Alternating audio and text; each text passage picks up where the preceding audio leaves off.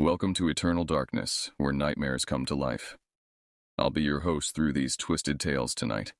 Before we descend into the shadows, remember to like and subscribe to join our growing community of horror enthusiasts.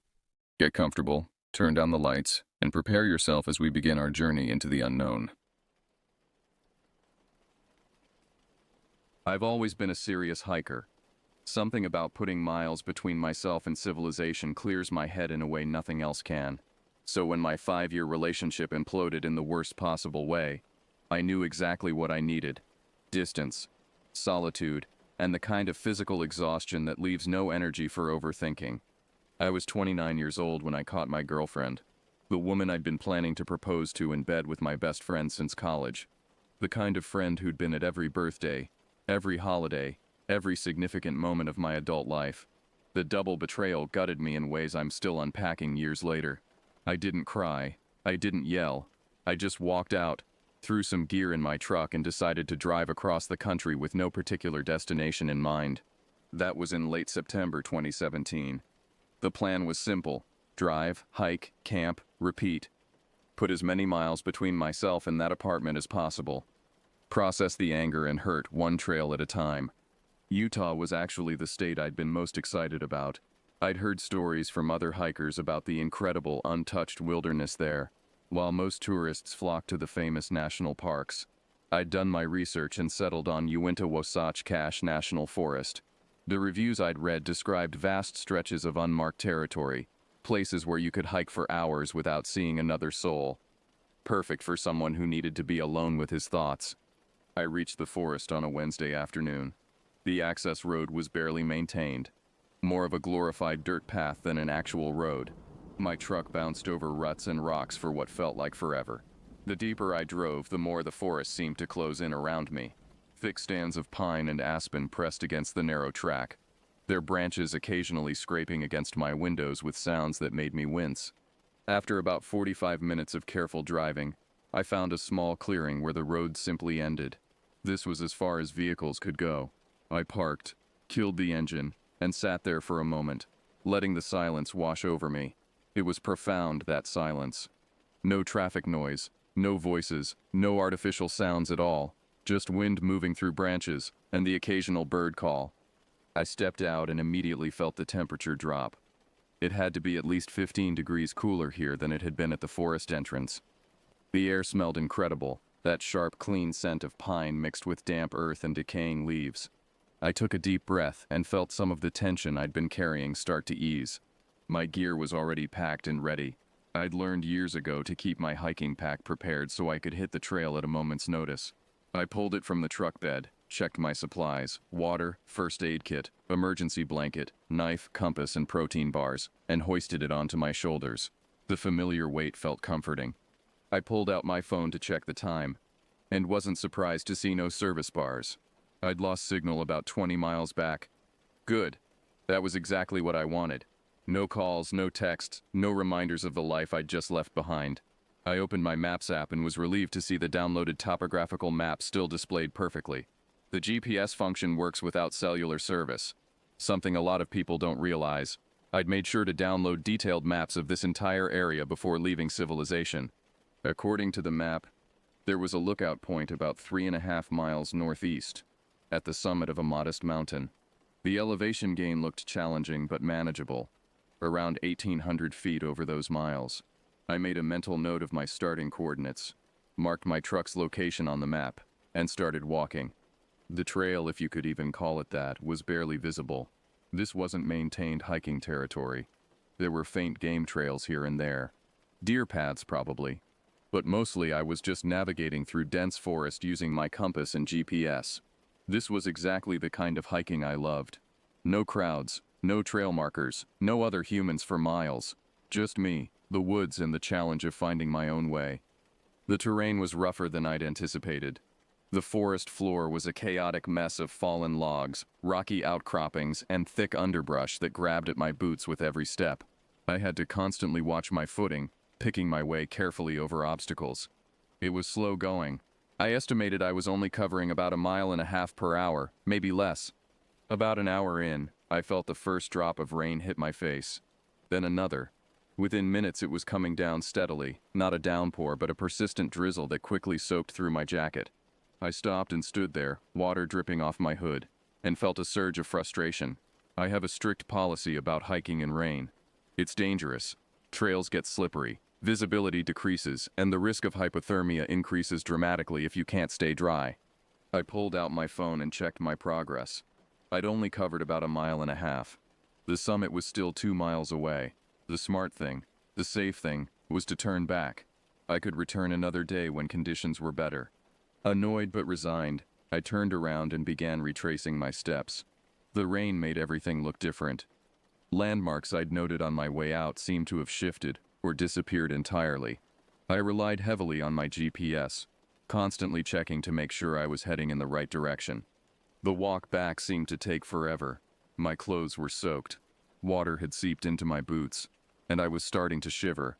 All I could think about was getting back to my truck, changing into dry clothes, and finding a motel with a hot shower. Finally, through the trees ahead, I saw the metallic glint of my truck. Relief flooded through me. This failed hike would soon be over, and tomorrow I could try again in better weather. I stepped into the clearing where I'd parked and froze. All 4 of my tires were completely flat. Not just flat, shredded. Deep slashes ran through the rubber. The kind of damage that could only be deliberate. Someone had taken a knife or something similar, and methodically destroyed every single tire. For a moment I couldn't process what I was seeing. My brain refused to accept it. This had to be a mistake, some kind of impossible coincidence. But there was no mistaking those clean cuts through the side walls. This was intentional. Someone had found my truck while I was hiking and vandalized it. Fear hit me like ice water. My head snapped up and I spun in a circle, scanning the tree line. Nothing moved. The forest was still, silent except for the steady patter of rain. But someone had been here, recently. They could still be here, watching me right now. I stood there in the rain, heart hammering, trying to think. My phone had no service. I'd need to find higher ground to call for help. Walking back down the access road to reach civilization would mean covering more than 20 miles on foot, completely exposed the entire way. The road was narrow and isolated. If someone wanted to hurt me, that would be the perfect place for an ambush. The summit. The lookout point I'd been heading for. High ground meant potential cell service. It was only a couple miles away. And at least in the forest I'd have cover, places to hide if necessary. I took one last look at my destroyed truck, grabbed my pack, and headed back into the woods. This time, hiking felt completely different. Every snapping twig made me jump. Every rustle of leaves caught my attention. I was no longer enjoying a peaceful walk through nature. I was trying to move as quietly and quickly as possible through potentially hostile territory. The rain continued falling, creating a constant background noise that made it harder to hear anything else. I kept my breathing as quiet as I could, and stopped frequently to listen. My senses felt hyper-alert, adrenaline sharpening everything. I'd been walking for maybe 20 minutes when I heard it. A distinct rustling sound from behind me, maybe 30 or 40 yards back. I froze and listened. The sound stopped. I started walking again. The rustling resumed. Someone was following me. I didn't turn around. Some instinct told me that acknowledging I knew they were there would escalate the situation. Instead, I gradually increased my pace, trying to make it look natural. The rustling behind me matched my speed. When I stopped, it stopped. When I moved, it moved. My mind raced through possibilities. A curious animal? Unlikely. Animals don't typically stalk humans this deliberately. Another hiker who happened to be going the same direction? Possible. But given my slashed tires, I wasn't willing to bet my safety on coincidence. The sun was dropping lower, and though it was still afternoon, the thick cloud cover and dense forest canopy made it feel like early evening. Shadows stretched and merged, turning the spaces between trees into dark, impenetrable pools. I could barely see 15 feet in any direction. I picked up my pace further, breaking into a fast walk that was almost a jog. Behind me, the sounds grew more obvious. Whoever or whatever was following me had stopped being careful. I could hear footsteps now, distinct against the forest floor. I risked a glance over my shoulder but saw nothing except trees and shadows. But I knew someone was there. I could feel eyes on me, watching my every move. I pushed myself hard. covering ground as fast as the terrain would allow. My legs burned and my lungs ached, but fear kept me moving. After what felt like an eternity, the ground began sloping upward more steeply. I was approaching the mountain summit.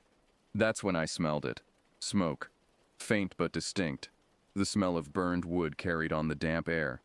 I slowed, every nerve on edge. Following the scent, I pushed through a thick stand of pine trees and emerged into a small clearing I hadn't noticed on my map. What I saw there made my stomach drop. Someone had set up a camp. A large one. Logs, at least a dozen of them, were arranged in a perfect circle around a fire pit. The fire was out, but the ashes were fresh. Maybe a few hours old at most. The logs were positioned like church pews, all facing inward toward where the fire had been. But it was what else I noticed that truly frightened me. Symbols had been carved into several of the logs. Strange geometric patterns and what looked like letters or words in a language I didn't recognize. The ground around the fire pit had been swept clean and smooth, and there were grooves in the dirt forming more patterns. Concentric circles and intersecting lines. This wasn't just some random camping spot. This was a meeting place. A gathering site for something organized. And I had stumbled right into the middle of it. I didn't pause to investigate further. Every instinct screamed at me to get away from this place. I circled around the clearing, giving it a wide berth, and continued pushing uphill. Behind me, I heard new sounds. Not just one person anymore. Multiple sets of footsteps, moving through the underbrush from different directions. They were coordinating, spreading out, cutting off possible escape routes. God help me, I thought. What have I walked into? I heard something off to my right. A branch snapping. Too loud to be accidental. Then from my left, another sound. They were flanking me, trying to surround me. I picked up my pace, breaking into a jog despite the difficult terrain. That's when I heard the whistle. A long, clear note that echoed through the trees. It was answered by another whistle from a different direction. Then another. They were signaling to each other, organizing. My jog became a run. I crashed through undergrowth, no longer caring about noise. Stealth was pointless now. They already knew exactly where I was. The summit couldn't be far. I could see the trees thinning ahead, brighter light filtering through. Just a little further, and I'd reach the lookout point. I'd have cell service. I could call for help. Behind me, the sounds grew louder. They weren't hiding anymore. I could hear them running, crashing through the same bushes I'd just passed. Multiple people, moving fast. I risked another glance backward and immediately wished I hadn't. Through the trees, maybe 50 yards back, I could see them. At least 6 people, all wearing white. White shirts, white pants, almost glowing in the dim forest light. They moved in a coordinated line, like beaters in a hunt, driving their prey forward. Terror gave me a burst of speed I didn't know I had. I exploded up the final slope, my lungs burning, legs screaming in protest. I burst out of the tree line onto an exposed rocky outcropping, the summit lookout point. I yanked my phone from my pocket with shaking hands. 1 bar. Thank God. 1 bar of service. I dialed 911, my fingers barely able to hit the right numbers. 911. What's your emergency? I'm being chased, I gasped out. Multiple people. Unwisatch Cache National Forest, Access Road 347, about 3 miles northeast. My truck tires slashed, they're chasing me. Sir, slow down. You're in Wasatch Cache? How many people? At least 6, maybe more. Please, send help. They're right behind me. The operator kept me on the line, asking questions, telling me officers were on their way. I gave them my exact GPS coordinates, described my truck, explained about my AAA membership. The whole time I watched the tree line, expecting those white-clad figures to emerge at any second. But they didn't. The forest had gone quiet. I couldn't stay at the summit. I was too exposed, too vulnerable. I needed to get back to my truck where the police would be heading, but I couldn't take the same route that would lead me straight back to whoever was hunting me. I studied my map and plotted a different course. A wide semicircle that would approach my truck from a different angle. It would take longer, but maybe I could avoid them. I moved along the ridgeline for a while, staying on the exposed rock where I could see in all directions. Then I descended into the forest again, entering from a different direction than I'd come. For a while, everything was quiet. Maybe they'd given up. Maybe they'd never intended to hurt me, and this was all some kind of misunderstanding. I tried to convince myself of this even as my hands shook and my heart continued racing. Then I heard it again, a sound from my left. I spun around but saw nothing. A few minutes later, another sound, this time directly behind me. They'd found me again. Worse, there were more of them now, coming from multiple directions. I abandoned any pretense of navigation and just ran. Ran blindly through the darkening forest. Branches whipping my face, roots trying to trip me. I could hear them behind me, beside me, their footsteps pounding through the undergrowth. I don't know how long I ran. It felt like hours, but was probably only minutes. My vision had narrowed to a tunnel, focused solely on the ground immediately in front of me. My breath came in ragged gasps. My legs felt like rubber. Then through the trees ahead, I saw the most beautiful sight imaginable. Red and blue flashing lights. My truck. A police car parked behind it. Salvation. I burst from the tree line and nearly collapsed against the patrol car. An officer was standing there, looking startled by my sudden appearance. I bent over, hands on my knees, trying not to vomit from exertion and fear. "Sir, are you the one who called about?" I held up one hand, unable to speak yet, and turned to look back at the forest. The trees were still, silent, empty. Whoever had been chasing me had vanished the moment I'd reached safety. The officer, whose name tag read Paulson, had me sit in his car while I caught my breath and told him everything. He listened to my story with an increasingly grim expression, taking notes and asking occasional questions. When I finished, he was quiet for a long moment.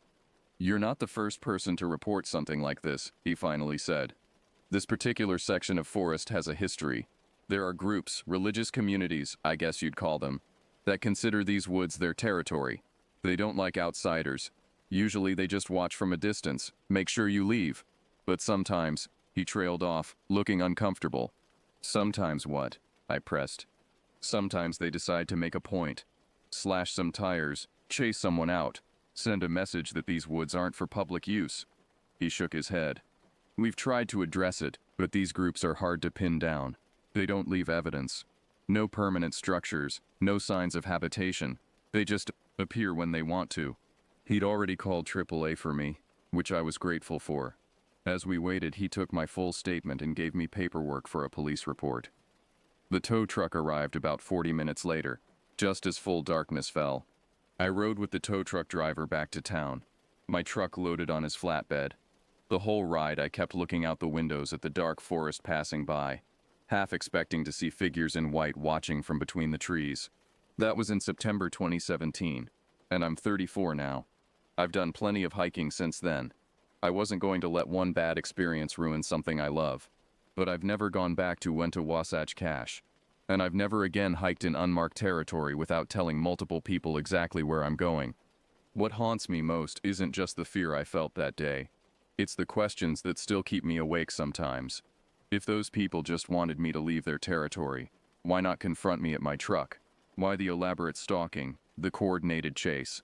What would have happened if I hadn't reached that summit, if I hadn't gotten cell service, if that officer hadn't been there? I'll never know. And honestly, I'm grateful I'll never know. Some questions are better left unanswered. Some mysteries better left unsolved. All I know for certain is that there are places in this country where civilization's rules don't apply, where other groups live by their own codes and enforce their own boundaries.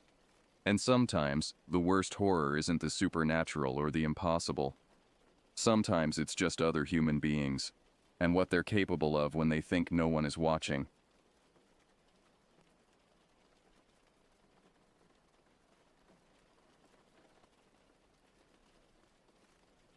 The Douglas firs stretched endlessly above us as Gregory and I turned off Highway 26, leaving behind the comforting hum of civilization. Mount Hood loomed in the distance, its snow-capped peak piercing the October sky. We'd driven this route before, quick weekend trips from Portland when the city walls closed in too tight, but never this far, never this deep into the backcountry where the forest swallowed everything whole. The rental listing had appeared on a Thursday night while I scrolled mindlessly through my phone, nursing a glass of cheap red wine. Authentic wilderness experience, it promised. Total privacy. No neighbors for miles. The photos showed a weathered log structure surrounded by towering pines, smoke curling from a stone chimney. The price was absurdly low, $200 for the entire week. When I showed Gregory, he'd laughed at first, then shrugged. Why not? When's the last time we actually disconnected? The owner's emails were terse, almost dismissive. He'd sent coordinates instead of an address, warned us the access road wasn't maintained, mentioned something about the cell signal dying past rhododendron. Everything you need is there, his final message read. Keys under the mat. Leave cash in the envelope on the table. No signature, no phone number. Red flags maybe, but we were desperate for escape from deadlines, from traffic, from the relentless digital noise that had colonized every corner of our lives. Past government camp, the pavement gave way to gravel, then to dirt rutted deep with erosion. Branches scraped against Gregory's Honda, leaving thin scratches across the paint that made him wince. The GPS lost signal within minutes, leaving us to navigate by the crude map the owner had attached, a scanned photocopy of something hand-drawn decades ago, stained with what looked like coffee rings. "This is insane," Gregory muttered, knuckles white on the steering wheel as we bounced over another pothole. "We're going to get stuck out here."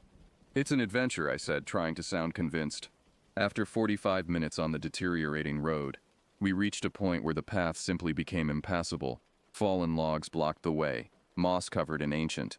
Gregory parked in a small clearing, engine ticking as it cooled. Through the windshield, I could see a narrow footpath continuing into the forest, barely visible beneath decades of fallen needles. We shouldered our bags and started walking. The silence was immediate and total. No bird song, no rustle of small animals, just our footsteps crunching against the forest floor and the occasional distant crack of settling wood. The air smelled of decay and damp earth, that particular scent of Pacific Northwest forests where everything is always in some stage of decomposition, feeding the next generation of growth. The cabin materialized through the trees like something conjured from a fever dream. It was smaller than the photos suggested, hunched low against the earth as if trying to hide. Heavy pine logs formed walls thick enough to stop bullets, their surfaces blackened with age and weather. The roof sagged slightly in the middle, wooden shingles curling upward like dried leaves. Moss climbed the foundation stones, and the two front windows stared out like empty eye sockets, glass filmed with grime so thick it was nearly opaque. "Jesus," Gregory breathed. Then, catching himself, "I mean, God." The porch groaned under our weight as we climbed the 3 steps. I found the keys exactly where promised, beneath a rotting hemp mat that fell apart when I lifted it. The lock resisted, corroded with rust, but finally yielded with a protest that echoed through the clearing. Inside, the air was thick enough to choke on decades of dust and mildew and something else. Something organic and wrong that I couldn't quite identify. My eyes adjusted slowly to the gloom. A wood stove squatted in one corner, its iron surface pitted with rust. 2 narrow beds flanked opposite walls, their mattresses thin and stained. A rough wooden table dominated the center of the single room, and on it sat a leather-bound book, its cover warped and mottled with mold. Gregory moved to the windows, trying to force them open. They were painted shut, sealed decades ago and forgotten. "Well," he said, voice artificially bright, "at least we'll be warm." I approached the book, drawn by morbid curiosity. A guest registry, the kind you might find in a bed and breakfast, meant to collect the warm thoughts of satisfied visitors. The pages crackled as I turned them, brittle with age. Entry after entry, dating back to the 1970s. "Beautiful spot. Perfect getaway. Will return next summer." Then abruptly the entry stopped. July 1991. The final message, written in shaking script. "Enjoy your stay." Nothing after. 26 years of blank pages. "Gregory," I said quietly, "look at this." He came to stand beside me, reading over my shoulder. His hand found mine, fingers cold despite the afternoon warmth. "Maybe they just stopped using it," he offered, but his voice lacked conviction. We spent the next hour making the place habitable, sweeping out the worst of the debris, wiping down surfaces, coaxing the hand pump outside to produce water that ran rust-red for several minutes before clearing to something approaching safe. Gregory got the wood stove lit, feeding it dry branches we found stacked against the back wall. Soon heat radiated through the small space, driving back some of the oppressive atmosphere. By early evening, we'd almost convinced ourselves this would be fine. Gregory opened cans of soup on the wood stove while I arranged our sleeping bags on the least stained mattress. We'd pushed the beds together, unwilling to sleep separately in this place. Outside, twilight was falling fast. That peculiar mountain darkness that seems to rise from the earth rather than descend from the sky. We ate by lantern light. We'd brought 2 battery-powered LED lanterns that threw harsh white light and deep shadows. The soup was Campbell's chicken noodle, tasting exactly like childhood, and for a few minutes the familiar comfort of it made everything seem almost normal. Gregory told a story about his boss, something ridiculous involving a misunderstood email and an angry client, and I laughed harder than the story deserved, grateful for the sound of it. Then, without warning, he stopped mid-sentence. His spoon clattered against the metal bowl. I followed his gaze toward the window, the one facing the meadow that separated the cabin from the dense forest beyond. Someone was standing there. Not in the cabin outside, at the tree line, perhaps 70 yards distant. The figure was barely visible in the gathering dark, just a silhouette against the deeper shadow of the forest, utterly still, not moving, not waving, just watching. My throat constricted. "Gregory, I see it," he whispered. We sat frozen, spoons forgotten, staring at the motionless shape. It was human-sized, human-shaped, but something about the proportions seemed wrong in ways I couldn't articulate. The posture was too rigid, like a mannequin propped upright. No natural sway, no shift of weight from foot to foot, just absolute stillness. "Maybe it's another hiker," I heard myself say, voice thin and unconvincing. Gregory stood slowly, moving toward the window. He raised one hand in a tentative wave. Nothing. The figure didn't respond, didn't acknowledge the gesture. He waved again, more emphatically. Still nothing. "I'm going to get the flashlight," he said. "Don't go out there." "I'm not. I'm just going to shine it from here." He retrieved the heavy mag light from his backpack, the kind that doubled as a weapon if necessary. The beam cut through the darkness, sweeping across the meadow toward where we'd seen the figure. The grass was illuminated in harsh detail, individual seed heads, spider webs heavy with evening dew. The light reached the tree line, swept left, swept right. Empty. Nothing there. The figure had vanished completely, impossibly, as if it had never existed at all. "What the hell?" Gregory breathed. We stood at the window for another 10 minutes, scanning the darkness, but saw nothing more. Eventually, reluctantly, we retreated to the table, but neither of us could finish eating. The soup had gone cold anyway, congealing into something unappetizing. Gregory dumped both bowls outside, using the excuse to check the perimeter. When he came back in, his face was pale. "Anything?" I asked. "No tracks. Nothing. The grass isn't even bent where it was standing." We didn't speak much after that. Gregory fed more wood into the stove, building the fire higher than necessary, as if heat and light could keep back whatever waited in the darkness. I tried to read by lantern light. I'd brought a paperback mystery, but the words swam meaninglessly across the page. My eyes kept drifting to the windows, searching the darkness beyond for any sign of movement. Around midnight, we finally attempted sleep. We left one lantern burning on the table, turned low but providing enough light to see by. Gregory's breathing eventually evened out beside me, but I lay awake, hyper-aware of every sound. The cabin settled and creaked around us, wood contracting as the temperature dropped. Somewhere outside, a branch snapped. Once, twice, 3 times at regular intervals, too regular to be natural. I stared at the ceiling, counting my breaths, trying to convince myself I'd imagined what we'd seen. Morning arrived like salvation. Weak sunlight filtered through the grimy windows, transforming the cabin from nightmare chamber to merely shabby. Gregory woke with a start, immediately checking his watch. We'd both slept later than intended, exhausted by fear and adrenaline crash. "Coffee," he groaned. "God, I need coffee." We'd brought instant, which we usually avoided on principle, but this morning it tasted perfect, hot and bitter and real. We sat on the porch steps, cupping the metal camping mugs, breathing in steam, and trying to reconstruct the previous night with daylight logic. "We were tired," Gregory said. "It was getting dark. Could have been a deer standing weird, or a stump, or someone was standing there watching us." He sighed. "Yeah, or that." After breakfast, he insisted on walking down to the trail line, to the exact spot where we'd seen the figure. I followed reluctantly, skin crawling as we crossed the meadow. The grass was tall, gone to seed, brushing against our thighs as we walked. Gregory reached the trees and began examining the ground carefully, crouching low, pushing aside undergrowth. "Nothing," he called back. "No footprints, no disturbance."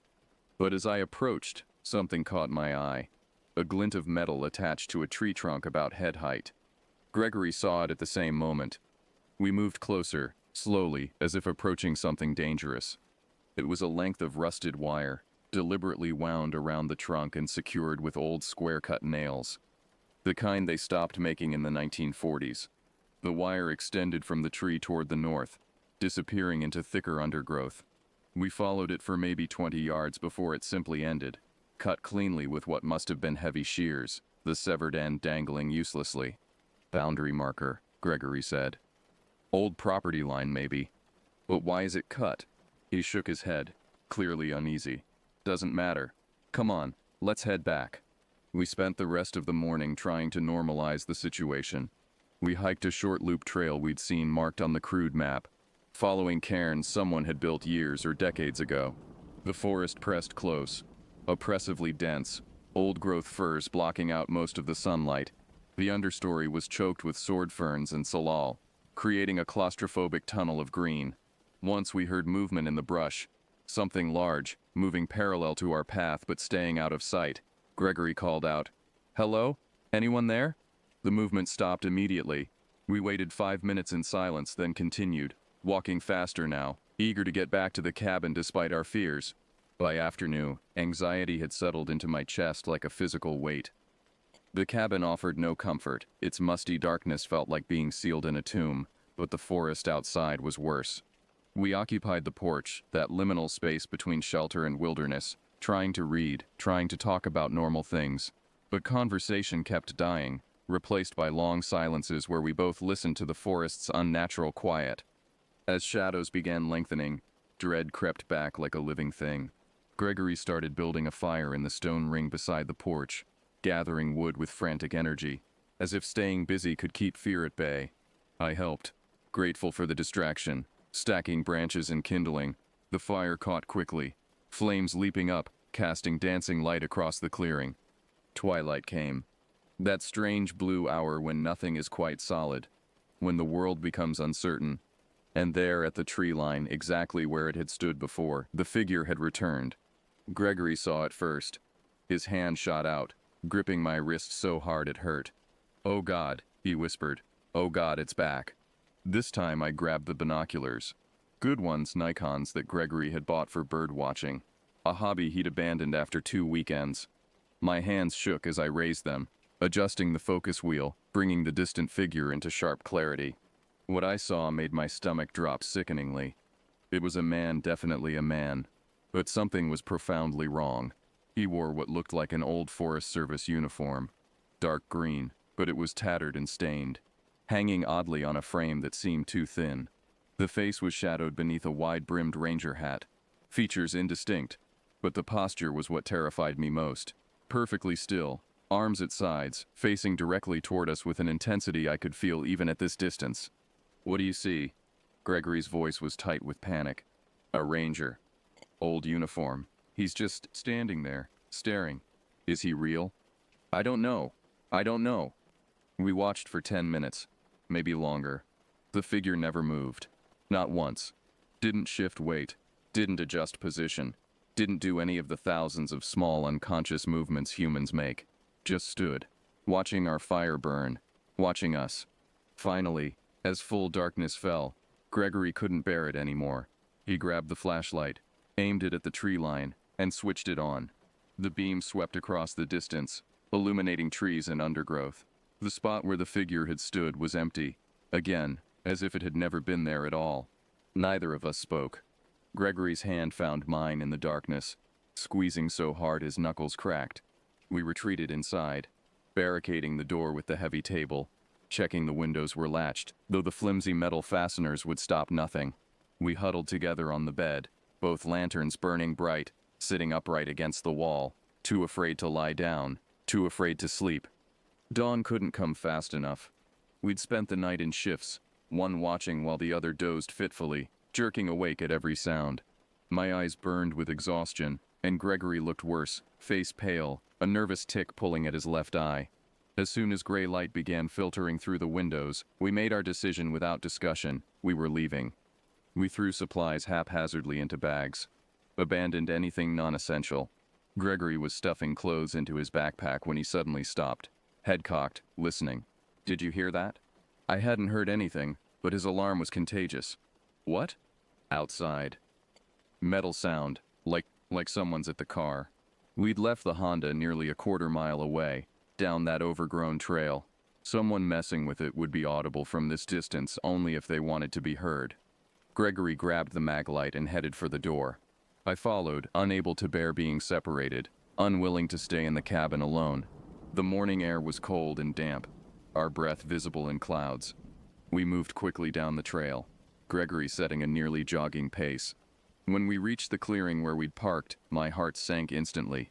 The Honda's hood was up, propped open on its support rod. Gregory broke into a run. I followed, arriving breathless as he leaned over the engine compartment, examining it with frantic attention. His face, when he looked up, was ashen. "The battery's been disconnected." "What? How?" He pointed with a shaking finger. "The terminals. They've been unscrewed, deliberately. And look!" He reached in, lifting a cable. The connection point had been scraped clean, freshly exposed copper glinting in the weak light. This was done recently, last night maybe, while we were sleeping. Terror washed over me in a wave so intense I thought I might vomit. Someone had been here, working on our vehicle in the darkness while we huddled terrified in the cabin. Someone who knew exactly what they were doing, who wanted us stranded. Gregory tried reconnecting the battery, but when he turned the key, nothing happened. Not even a click. The battery was completely drained, deliberately run down before being disconnected. He slammed his palm against the steering wheel, the horn producing one weak, mournful bleat before dying. "We have to hike out," I said, voice steadier than I felt. "The main road can't be more than 5 or 6 miles. And if he follows us, then we run. What else can we do? Stay here and wait?" He nodded slowly, accepting the logic even as fear shone in his eyes. We retrieved what little we could carry. Water, some food, a first aid kit, the flashlight and both knives from the camping gear. Gregory pocketed his dead phone, knowing it was useless but unable to leave it behind. That last connection to the world beyond these trees. We started walking at a fast clip, following the deteriorating dirt road back the way we'd driven days ago. The forest pressed close on both sides, and every shadow seemed to hide watching eyes. My senses were hyper-alert, adrenaline making everything too sharp, too bright. Gregory walked slightly ahead, head constantly turning, scanning the trees. After perhaps a mile, he stopped abruptly. "Look at this." On the road ahead, arranged with obvious deliberation, was a small pile of pine needles. Not scattered randomly, carefully stacked in a neat cone shape, each needle aligned. The whole thing maybe 6 inches tall. Recent, fresh green needles that hadn't started to brown. "What the hell?" I breathed. We moved past it cautiously, as if the pile might explode. 50 yards further, we found another, then another. They appeared at precise intervals, marking the road like some demented trail of breadcrumbs. Someone had made these, and recently, within hours, certainly within the past night. "This is wrong," Gregory said unnecessarily. "This is really, really wrong." We kept walking, faster now, nearly jogging despite the exertion. The pile markers continued, always 50 yards apart, always identical, 20 of them, 30. Whoever made them had invested significant time and effort, had walked this entire road in darkness while we slept, marking it for reasons I couldn't begin to fathom. After 90 minutes of fast walking, legs burning and lungs aching, we reached something that made us both stop cold. A wooden sign, weathered gray with age, nailed to a massive Douglas fir. The letters were faded but still legible. "Restricted area.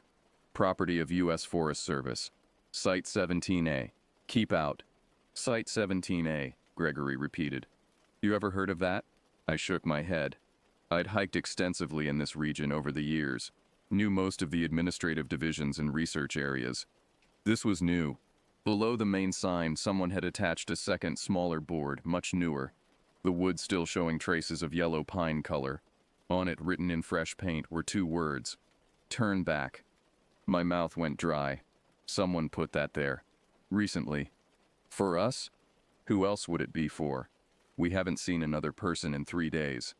We stood there, paralyzed by indecision. Forward meant entering whatever Site 17A was, restricted, officially off limits, marked with warnings. But backward meant returning to the cabin, to the figure that watched us from the trees, to being trapped and isolated. I don't care, Gregory said finally. We're not going back. The main road has to be close. We push through, we find it, we get help. But something in his voice said he didn't believe it would be that simple. Neither did I. We stood at that weathered sign for another moment. Then Gregory took a breath and stepped past it, onto the section of road beyond. I followed, crossing that invisible boundary, feeling as though we'd just made a terrible mistake but unable to see any other choice. We walked for another hour past the sign, the forest growing denser and darker despite it being mid-morning. The pine needle markers had stopped at the boundary, replaced by nothing, just empty road stretching ahead, curving out of sight through the trees. No birds sang, no insects hummed. The silence was absolute and oppressive, broken only by our footsteps and labored breathing. Finally, Gregory stopped, shoulders sagging with defeat. This doesn't make sense. We should have hit the main road by now. He was right. We'd driven for maybe 40 minutes from Highway 26 to the parking area. Walking back, even accounting for the rough terrain, we should have reached pavement within 2 hours. But there was nothing. Just more forest road, more trees, more oppressive silence. I swallowed hard. I think maybe this road loops. Or branches. Maybe we took a wrong turn. There haven't been any turns. It's been straight the whole way. But even as he said it, doubt crept into his voice. Had we missed a junction? In our fear and haste, had we somehow gotten turned around? The markers had led us this way, deliberately, and we'd followed them like fools following a Pied Piper into darkness. We need to go back, I said quietly. Back to the cabin. We'll wait there. Someone will come eventually. Rangers, maintenance workers, someone. No one's coming. You saw that guest book. No one's been there in decades. Then we'll die out here in the woods. Is that better? He closed his eyes, jaw working. Finally, okay, you're right. We go back. The walk back was worse than the journey out had been. Every step felt wrong, felt like surrender. We moved faster than was safe, practically running at times, driven by some primal need to reach shelter before darkness caught us exposed. The sun was already past its zenith, shadows lengthening. We reached the Site 17A sign as afternoon slipped toward evening. Neither of us looked at it as we passed. Didn't want to acknowledge that we'd ignored its warning and were paying the price. The pine needle markers reappeared on the other side, counting down our retreat like a mocking countdown. By the time we reached the cabin, twilight was falling fast. We'd been walking for nearly 8 hours with minimal rest, and exhaustion made everything feel dreamlike and unreal. The cabin looked different somehow, more menacing, more alive, as if it had been waiting for us to return.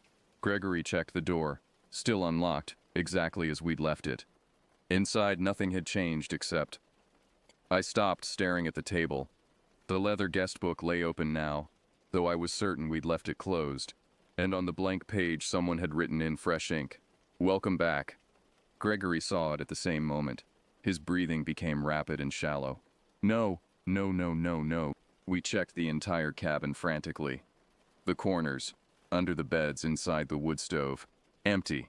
No one hiding. But someone had been here while we were gone, had left this message, had watched us leave, and waited for our return. We barricade ourselves in, Gregory said, voice cracking. We don't sleep. We just wait for morning. And then what? We try again? We keep trying until we die of exhaustion? He had no answer. We moved furniture against the door, the table, both beds, creating a makeshift barricade that would at least make noise if breached. We lit the lanterns, arranged them around the room, eliminating every shadow. Gregory gripped one of the knives, holding it across his lap as he sat against the wall. Full darkness fell. And then inevitably we heard it. Footsteps on the porch. Not trying to be stealthy. Heavy, deliberate steps. Boot heels striking wood planks with measured rhythm. walking the length of the porch 7 or 8 steps, then silence. A long pause. Then the steps returned, walking back and forth, pacing. Someone standing just outside the door, separated from us by thin wood and our inadequate barricade. Gregory gripped the knife so hard his knuckles went white. I pressed against him, feeling his heart hammering, matching rhythm with my own. The pacing continued for 5 minutes, 10, 15, then stopped directly in front of the door. Silence stretched, pulled taut like wire ready to snap. Then came a sound that turned my blood to ice, scratching, slow, deliberate scraping against wood. Something metal dragging down the door surface from top to bottom, then again and again, scoring deep gouges in the wood with each pass. Not trying to break in, just marking territory, making sure we knew exactly who controlled this situation. The scratching stopped. The footsteps moved away, descending the porch stairs with the same measured rhythm. Then silence. Absolute and total silence. We sat frozen, not daring to move, barely daring to breathe. An hour passed. 2. Around midnight, Gregory finally crept to the window, peering through a gap in the boards we'd nailed over the glass earlier. He stared for a long moment, then returned to me, face drawn. It's standing at the tree line again. Same spot, just watching. All night? I think so. Yeah, all night. Neither of us slept. We sat in the harsh LED light, clinging to each other, waiting for dawn and knowing with absolute certainty that dawn wouldn't save us anymore. Morning came slowly, twilight stretching unnaturally long as if dawn itself was reluctant to reach this place. Gregory finally stood, joints cracking, and approached the door carefully. He dismantled our barricade piece by piece, each scrape of furniture across wood making me flinch. Finally, he eased the door open a crack, peering out. "Oh God," he breathed. I joined him at the door, looking over his shoulder. The porch was covered in footprints, dozens of them, overlapping and crisscrossing, pressed deep into the accumulated dust and grime. Boot prints, large, showing a distinctive tread pattern. They covered every inch of the porch, as if someone had paced for hours, walking the same paths over and over, circling the cabin obsessively. And there, pressed into the gap between the door and frame, was something metal. Gregory worked it loose carefully, pulling it free. It was a badge, Forest Service issue, the shield design instantly recognizable. But it was old, badly corroded, the finish flaking away to reveal brass underneath. The eagle across the top was barely visible beneath decades of oxidation. Gregory turned it over. Engraved on the back, still legible despite corrosion. Ranger M. Jenkins. District 7. Commissioned 1985. Mitchell Jenkins, I whispered, remembering the guest book. The entries that stopped in 19... It has to be related. Someone's messing with us. Using local history. Trying to scare us. It's some sick... But his voice lacked conviction. This wasn't a prank. Pranks didn't involve sabotaged vehicles and messages written in guest books while you were gone. Pranks didn't involve figures that appeared and disappeared impossibly, that stood watch all night from the tree line. We spent that day in a fog of exhaustion and terror. Gregory insisted on checking the car again, some desperate hope that maybe the battery had recharged, maybe we'd been wrong. I went with him, unable to bear separation. The Honda sat exactly as before, hood closed. Now though we'd left it open, Gregory popped it again, stared at the engine, then slammed it shut with a curse. The battery's gone. Someone took the whole thing. It was here yesterday, now it's gone. We were being toyed with, systematically isolated, cut off from every possible escape, kept here for reasons I couldn't fathom and didn't want to understand. Back at the cabin, we ate mechanically, canned beans cold from the tin, too exhausted to bother heating them. I examined the badge while Gregory stared at nothing, turning it over and over in my hands. "We should try hiking out," I said. "Different direction this time. Not the road cut through the forest, head west until we hit something." "How far west? 10 miles? 20? We don't have enough water. We don't have a compass. We get lost in there, we die. So we just wait here to die instead?" He looked at me with haunted eyes. "I don't know. I don't know anymore." That evening, as shadows lengthened once again, I saw something that sent new terror coursing through me. The figure at the tree line, always before it had been distant, maybe 70 yards away. Now it was closer, much closer. Perhaps 40 yards from the cabin, standing in the meadow itself, no longer bothering with the concealment of trees. "Gregory," I managed to choke out. "It's closer." He came to the window, face draining of color. Jesus. I mean God. God help us. The figure stood perfectly still, but even from this distance I could make out more detail. The ranger uniform was unmistakable now. The same style as the badge we'd found. Dark green, with patches on the shoulders, though I couldn't make out what they said. The hat brim cast deep shadow across the face, obscuring features completely. But the posture, the stillness, it was wrong in ways that made my hindbrain scream warnings. As we watched, helpless, the figure took one step forward. Then another, slow, measured, deliberate, coming closer with the inevitability of sunrise. Gregory slammed the shutters closed, fumbling with the latches, but they were rotted and weak, offering no real security. "We leave," he said. "Right now. We don't wait for morning. It's almost dark. We'll get lost. We're dead if we stay here. You understand that? We're dead." He started throwing supplies into his pack with frantic energy. I stood frozen for a moment, then began helping, moving on autopilot. Water bottles, food, the first aid kit, both knives, the flashlight. Gregory grabbed the mag light, checked its batteries. The beam was weak, we'd used it too much already, drained it searching shadows. We left everything else. Sleeping bags, extra clothes, books, my journal, abandoned like artifacts from someone else's life. Gregory shouldered his pack, grabbed my hand and pulled me toward the door. We stepped onto the porch, into the gathering darkness, and I immediately saw the figure. It had moved again while we were inside.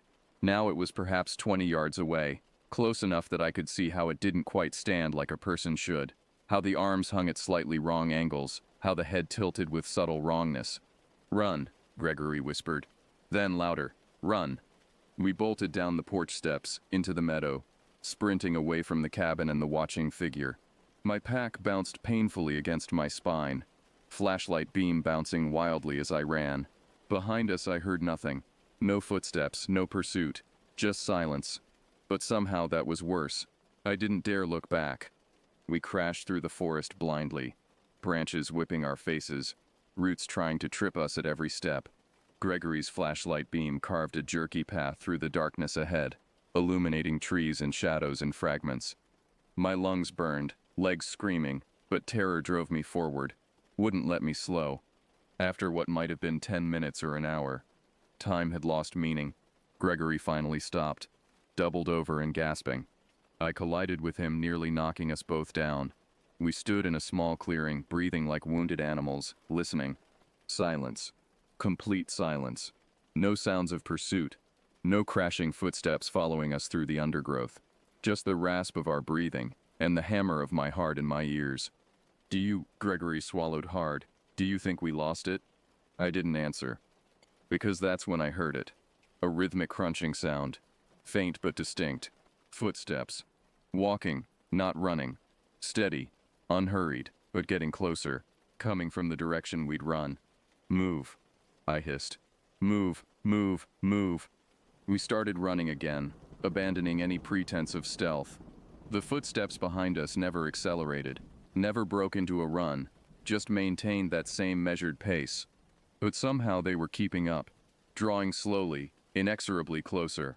Every time we stopped to catch our breath, the steps stopped too. Every time we ran, they resumed. Always the same steady rhythm, always just behind us. Hours blurred together in nightmare flight.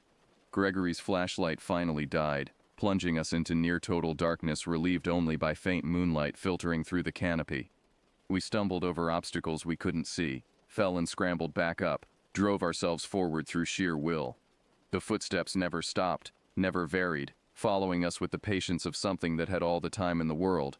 Finally, as dawn began graying the eastern sky, we stumbled onto a dirt road. Not the one we'd been on before, but clearly maintained, showing signs of recent vehicle traffic. Hope surged through my exhaustion. Gregory pointed wordlessly toward the north and we started jogging, too tired to run anymore but refusing to walk, driven by the knowledge that those footsteps were still behind us, still coming. Around a bend, miraculously, impossibly, we saw headlights. A vehicle was coming toward us, white, official looking, moving slowly along the rutted road. Gregory lurched into the middle of the path, waving his arms frantically. I joined him, both of us probably looking like wild animals, scratched and bleeding and filthy. The truck stopped. U.S. Forest Service logo on the door. A man climbed out, older, maybe 60, with weathered skin and cautious eyes.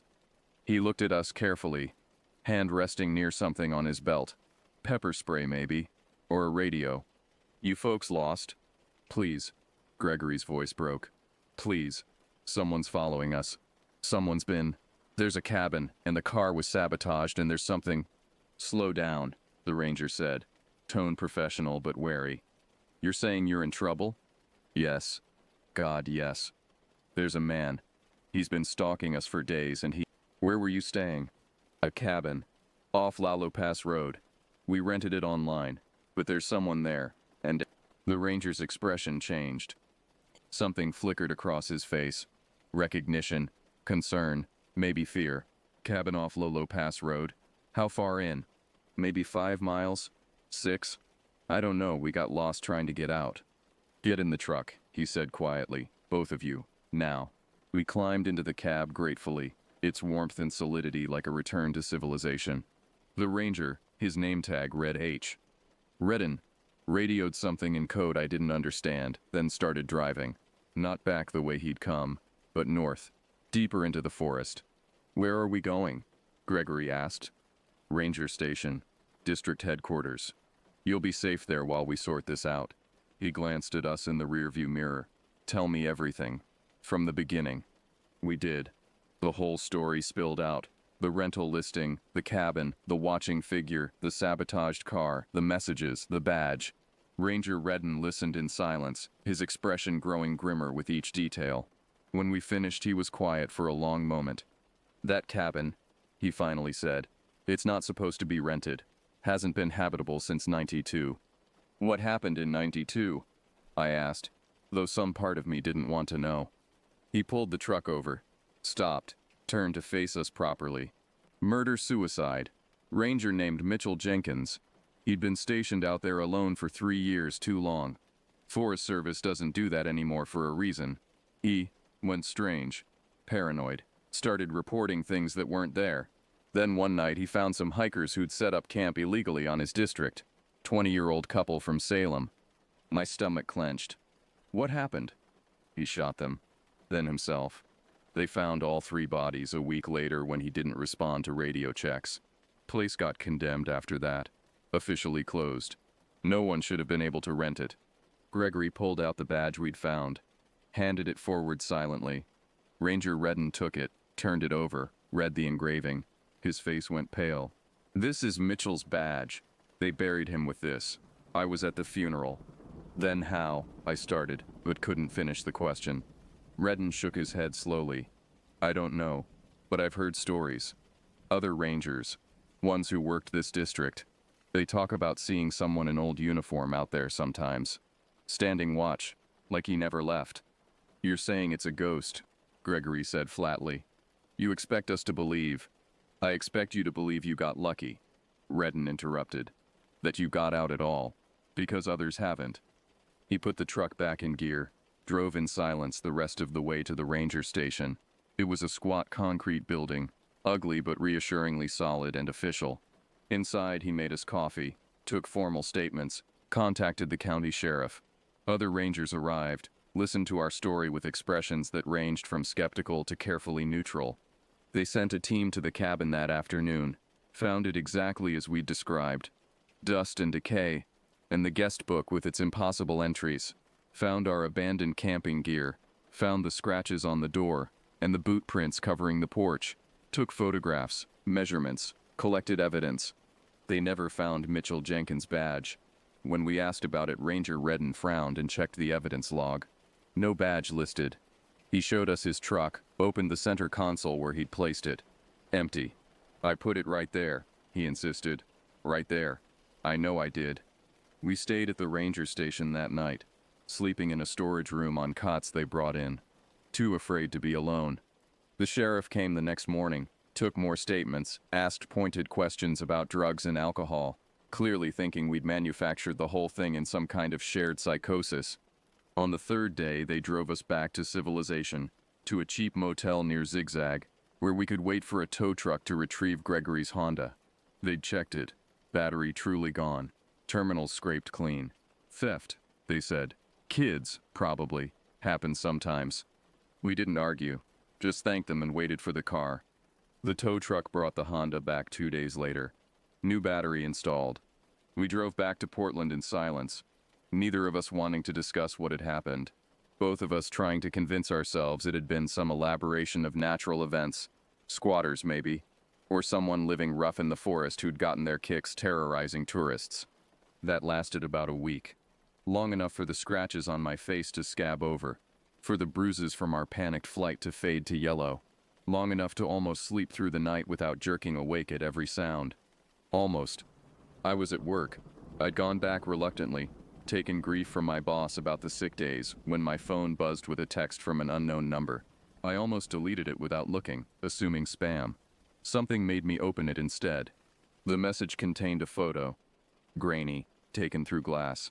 It showed Gregory and me sitting at the cabin table that first night, eating soup by lantern light, visible through the window. We hadn't known anyone was watching, hadn't seen anyone outside, but someone had been there, close enough to photograph us, standing in the darkness mere feet away. Below the photo, a single line of text. Enjoyed having you visit. Come back anytime. My phone slipped from numb fingers, clattered onto my desk. Around me, coworkers looked up curiously, then returned to their tasks. I stood on shaking legs, walked to the bathroom, locked myself in a stall and tried not to vomit. When I'd composed myself enough to return to my desk, I saw another message had arrived. Another photo. This one showed Gregory and me sleeping, curled together on that narrow bed, taken through the window from outside. We looked so vulnerable, so helpless. The angle suggested the photographer had been standing on something to see in, had deliberately positioned themselves to capture this particular shot. The text with this one, sweet dreams. I called Gregory immediately. He was at his office downtown. Tried to sound calm and reassuring, but I could hear the fear beneath his words. Don't respond. Lock the number. I'll call Ranger Redden, see if they can trace it. But we both knew tracing wouldn't matter. Whoever, whatever had been in those woods with us, they were still there, still watching, still waiting. That night I couldn't sleep. I lay in our apartment, safe, locked, urban, and stared at the ceiling, seeing the figure in my mind, standing at the tree line, drawing closer, those measured footsteps following us through the forest, patient and inexorable. Around 3 a.m., my phone lit up again. I didn't want to look. Made myself wait 5 minutes, then 10, before finally checking. One more photo. This one showed the window of our apartment. My apartment where I'd lived for 3 years, where I'd thought we were safe. The angle suggested it had been taken from the street, looking up at our second-floor window. Tonight, the timestamp said 2:47 a.m. The text, not that far, found you. I showed Gregory in the morning. We called the police, filed a report, showed them everything. They were sympathetic but ultimately helpless. Harassment, they said. Stalking. But the photo showed no identifiable person, contained no explicit threats. They'd increase patrols in our area, they said. Keep an eye out. But there was only so much they could do. We discussed moving, changing cities, even Seattle or maybe California, starting over somewhere new. But we both knew it wouldn't matter.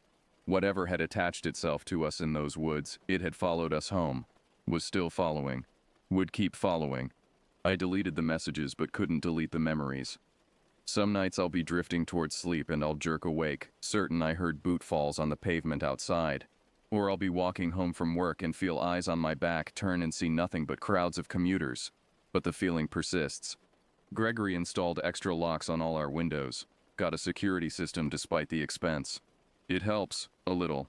Enough to sleep sometimes at least. But we both know locks and alarms won't stop what's coming. Because it's not about protection. It's about patience. Whatever Mitchell Jenkins became out there in those woods. However you want to explain it. Ghost or obsession or something else entirely. It's still watching. Still waiting. We went into its territory. And it marked us. Claimed us. Made us part of its endless vigil. The photos arrive irregularly now. Sometimes weeks pass with nothing. Then my phone will light up at 3 a.m. and there it is, another image showing us through a window, captured from shadows. Reminder that we're never truly alone, never truly safe. The most recent one arrived 3 days ago. It showed me walking to my car after work, taken from perhaps 20 feet away. I'm clearly visible, but there are other people in frame too. A couple walking past, a man checking his phone. None of them saw the photographer. None of them noticed anything wrong. The text said, "Soon." I don't know what that means. Don't want to know. But I find myself looking over my shoulder constantly now, scanning crowds for a figure in old Ranger green, listening for measured boot falls following behind me on empty streets. I sleep with lights on, wake at every sound. Gregory's the same. We're eroding together, wearing down under the patient pressure of whatever won't let us go. Sometimes I dream about the cabin. See it standing there in the forest, waiting. The door hanging open. Boot prints covering the porch. And beyond the tree line, always watching. That figure stands in perfect stillness, patient as stone, knowing we'll come back eventually. Because whatever else it is, it's stronger than us, more patient. It has all the time in the world, and we're already running out. The last message I received, 2 hours ago, contained no photo, just coordinates. I recognized them immediately. Latitude and longitude marking a spot deep in Mount Hood National Forest. And one word, Waiting. Gregory's phone buzzed at the same moment. He showed me the screen silently. Same coordinates, same word.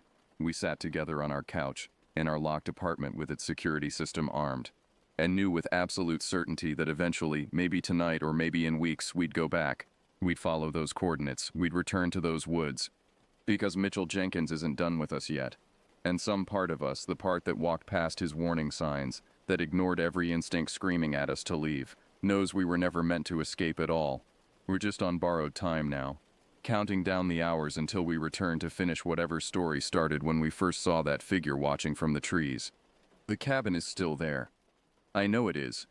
And Mitchell Jenkins is standing on that porch, boots leaving prints in the dust, staring toward the city where we're hiding, knowing what we're coming to understand. Some things that watch from darkness never stop watching.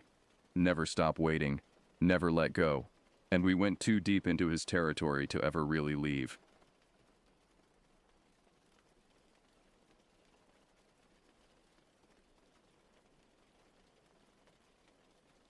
It's been years since that night, but the memories still haunt me. I've tried to move on, to forget, but some things just don't let go. I guess it's time I finally put it all down, try to make sense of what happened. Maybe writing it out will help. Or maybe it'll just bring it all back. Either way, here goes. I was 22 when it all started, living in a small town in Nevada, about an hour outside of Las Vegas. Sounds glamorous, right? Trust me, it wasn't. Milldale was the kind of place where dreams went to die, where ambition withered under the relentless desert sun. Population, 3,742 souls, most of them counting down the days until they could leave. I was no different. I'd graduated high school with big plans, but life has a way of derailing even the best laid schemes. So there I was, working the night shift at Ed's Gas and Go, the only 24-hour joint on a lonely stretch of highway cutting through the Mojave. It wasn't much, but it was a paycheck, a way to save up while I figured out my next move. The town didn't offer much in the way of entertainment. On my days off, I'd sometimes hang out with a few friends who hadn't managed to escape yet. We'd drive out to Red Rock Canyon, hike the trails, and pretend we were anywhere else. It was beautiful out there, in its own stark way. The red sandstone cliffs, the scrubby desert plants clinging to life, the vast open sky. But even that beauty had an edge to it, a reminder of how small and insignificant we were in the face of nature's indifference. Most nights at the gas station were uneventful. Truckers stopping for coffee, the occasional tourist who'd taken a wrong turn off the interstate, local insomniacs buying cigarettes at 3 a.m. I'd gotten used to the rhythm of it, the quiet hum of the refrigerators, the flicker of the fluorescent lights, the endless stretch of darkness beyond the windows. But that night in late October, everything changed. It was a Tuesday, I remember that clearly. The air had that crisp autumn feel to it, a welcome relief from the scorching summer we'd had. I was working the closing shift, 4 p.m. to midnight, as the sun started to set, casting long shadows across the parking lot. I began my usual closing routine, restocking the coolers, wiping down the counters, counting the cash in the register. That's when they rolled in. I heard them before I saw them. The low rumble of motorcycle engines cutting through the quiet evening. 2 bikes pulled into the lot, their riders decked out in leather and denim. They parked near the door, leaving their engines idling as they dismounted. Now we got bikers through here sometimes. Usually they were just passing through, grabbing snacks or using the restroom before hitting the road again. But something about these two set my nerves on edge from the moment they walked in. The first one was tall and lean, with a scraggly beard and eyes that darted around the store, never settling in one place. But it was his companion that really got to me. The guy was massive, easily 6.5 feet tall and built like a linebacker. He had a shaved head and a scar that ran from his left eye down to his chin, twisting his mouth into a permanent sneer. They didn't buy anything, just wandered the aisles, picking things up and putting them back down. I kept my head down, focusing on counting the register, but I could feel the big guy's eyes on me. Every time I glanced up, he was watching me with an intensity that made my skin crawl. "Closing time, fellas," I finally said, trying to keep my voice steady. "Gonna have to ask you to wrap it up." The smaller one grunted and headed for the door. The big guy lingered, still staring at me. He reached into his pocket, and for a heart-stopping moment I thought he was going for a weapon. Instead, he pulled out a battered pack of cigarettes. "Got a light?" he asked, his voice a low growl. I shook my head. "Sorry, don't smoke." He grunted, shoving the pack back into his pocket. "Shame," he said, and there was something in his tone that sent a shiver down my spine. He turned and walked out, but not before giving me one last look that I can only describe as hungry. I waited until I heard their bikes roar to life and fade into the distance before I let out the breath I'd been holding.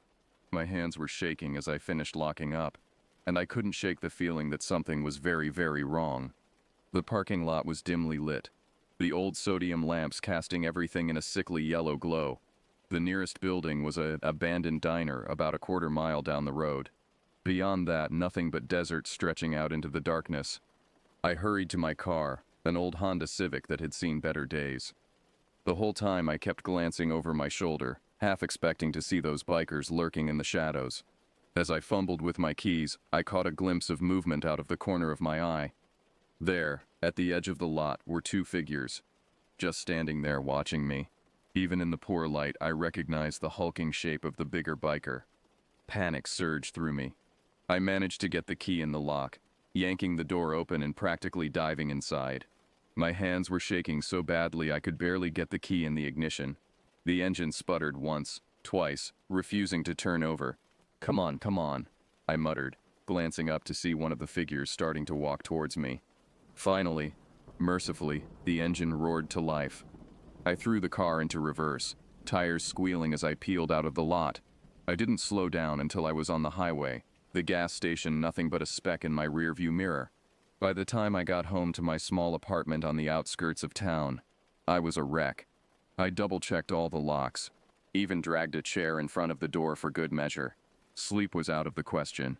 I spent the night huddled on my couch, jumping at every little sound, convinced that at any moment I'd hear the rumble of motorcycles outside my window.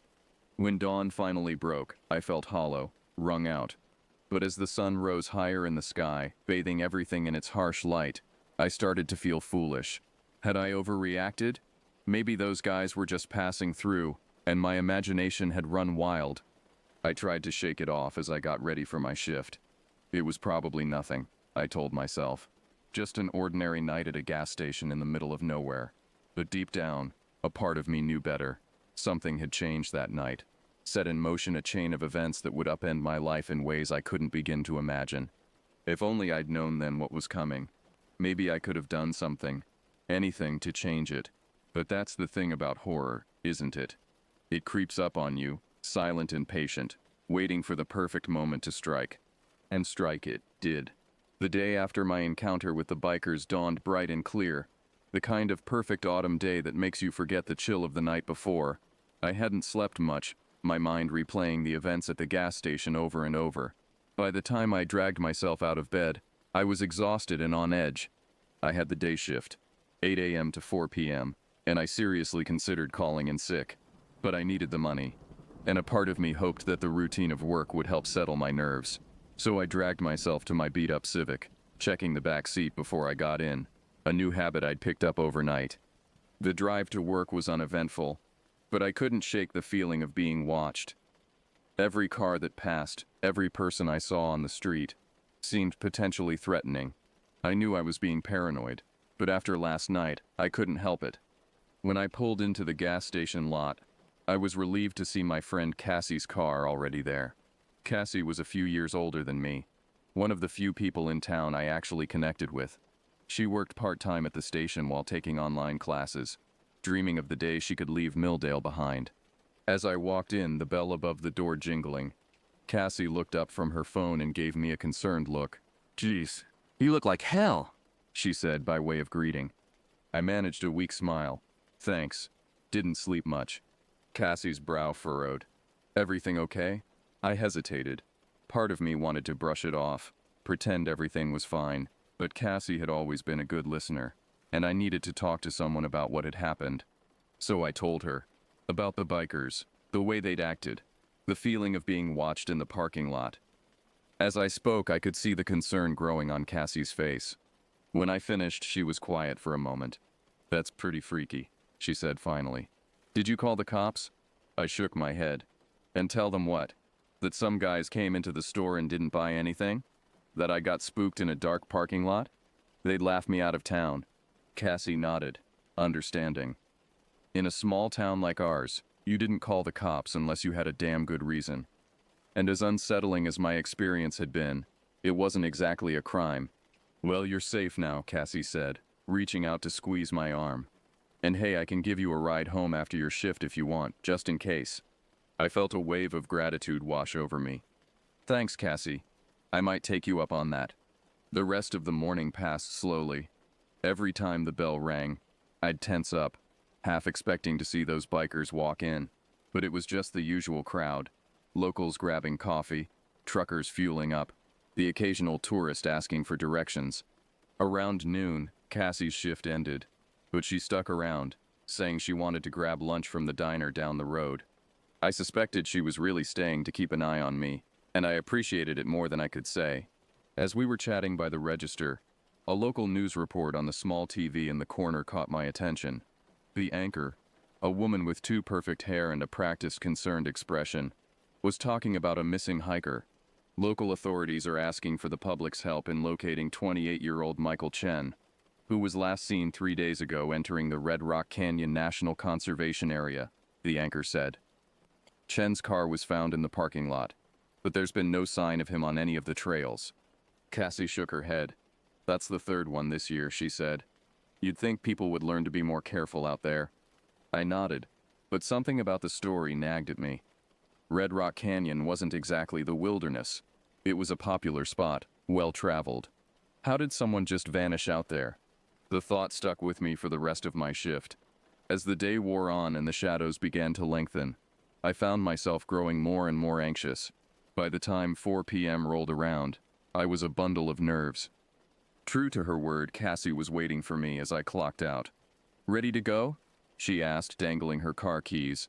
I nodded gratefully, following her out to the parking lot.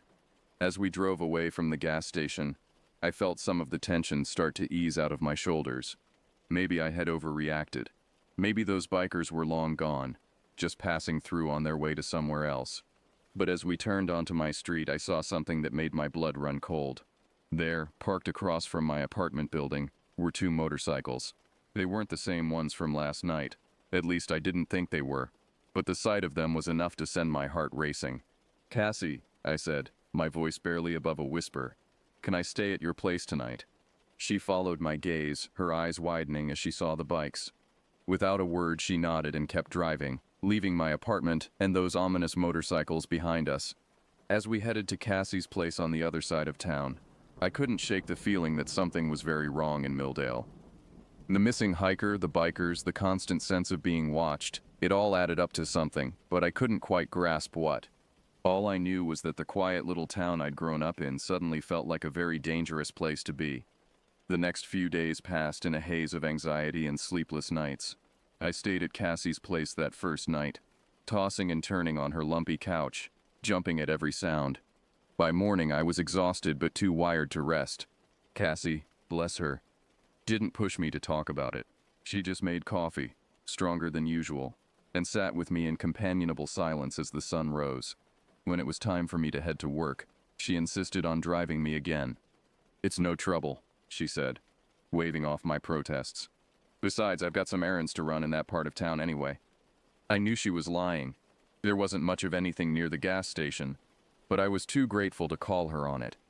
The next few shifts at work were uneventful, almost boring. No sign of the bikers, no mysterious figures lurking in the shadows. I started to wonder if I'd blown the whole thing out of proportion.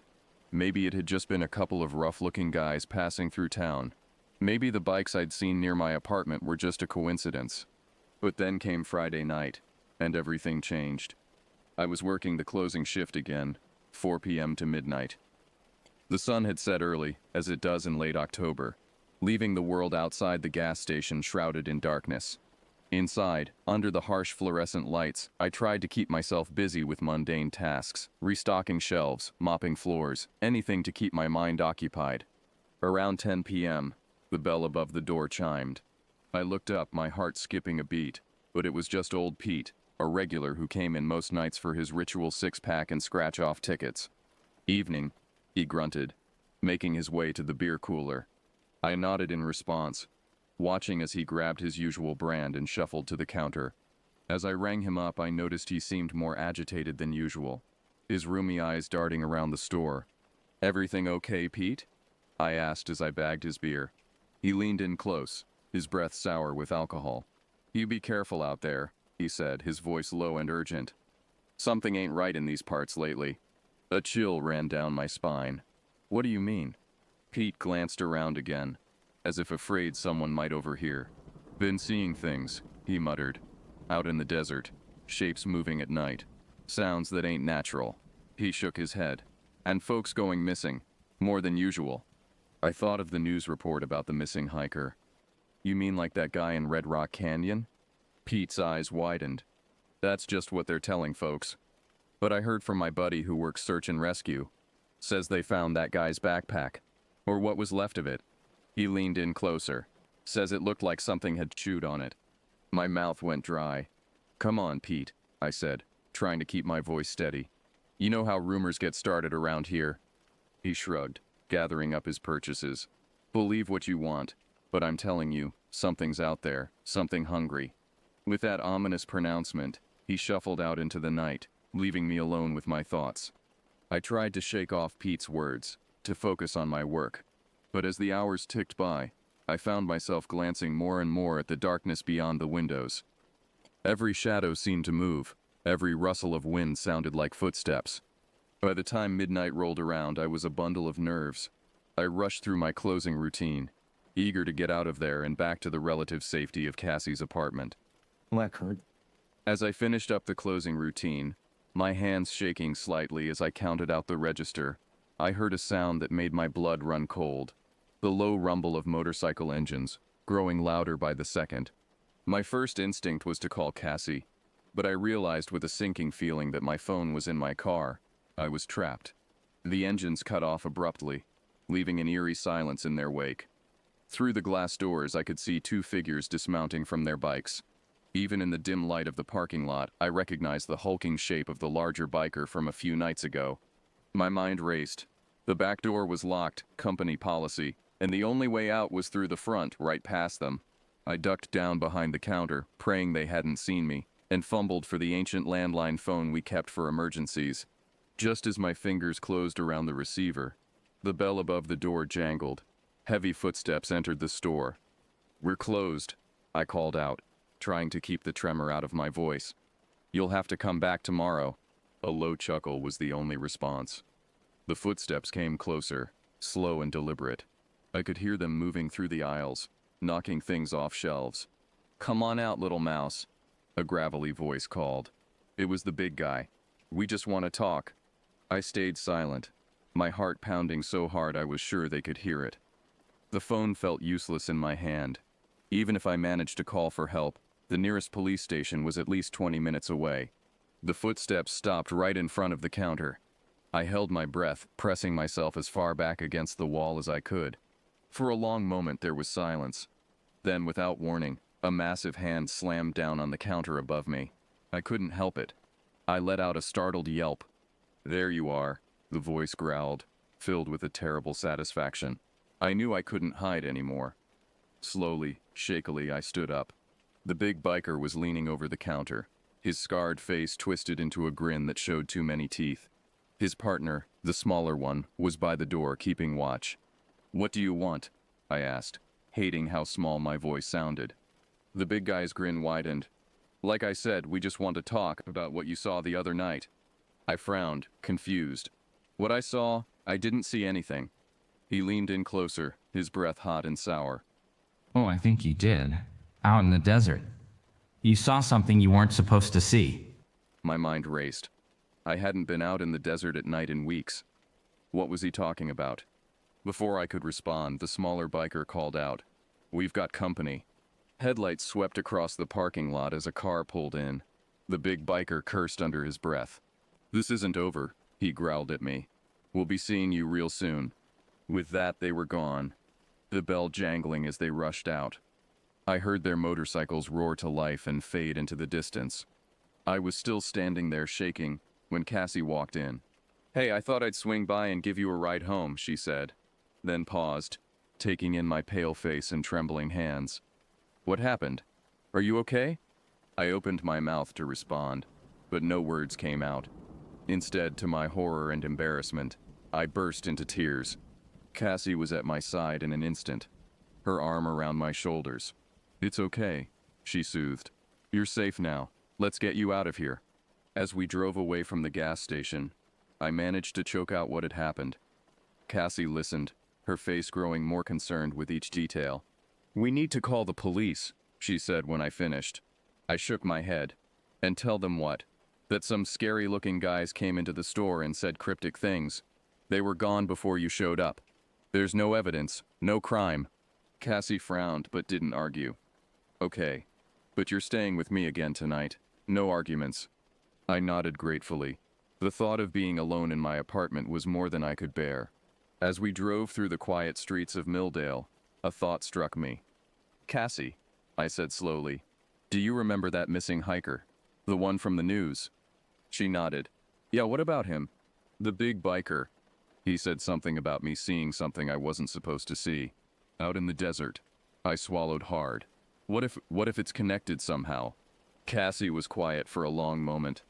"That's a pretty big leap," she said finally. "But I guess anything's possible." We rode the rest of the way in silence, both lost in our own thoughts. As we pulled up to Cassie's apartment, I couldn't shake the feeling that we were on the edge of something big, something terrible. And somewhere out in the vast, dark desert, something was waiting. The next morning dawned gray and overcast, matching my mood perfectly. I'd barely slept, tossing and turning on Cassie's couch, my mind replaying the events of the night before on an endless loop. Cassie, bless her, had called in sick to work to stay with me. As we sat at her small kitchen table, nursing mugs of strong coffee, she broached the subject we'd both been avoiding. "So," she said, her voice carefully neutral, "what do you want to do?" I stared into my coffee, wishing I had an answer.